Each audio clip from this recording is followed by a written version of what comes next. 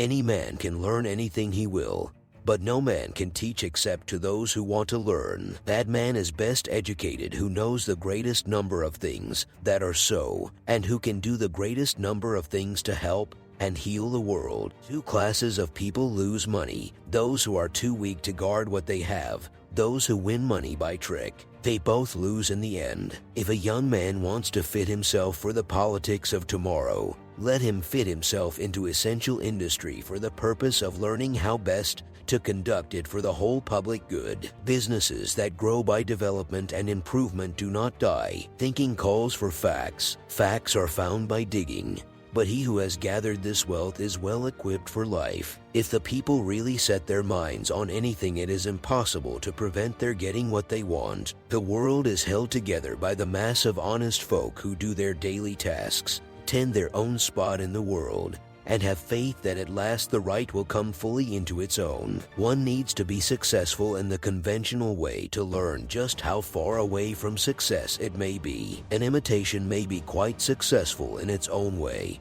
but imitation can never be success. Success is a first-hand creation. The only true test of values, either of men or of things, is that of their ability to make the world a better place in which to live. People who are capable of and fit for freedom liberate themselves from physical thraldom by substituting mind for muscle. All life is experience, and one level is exchanged for another only when its lesson is learned.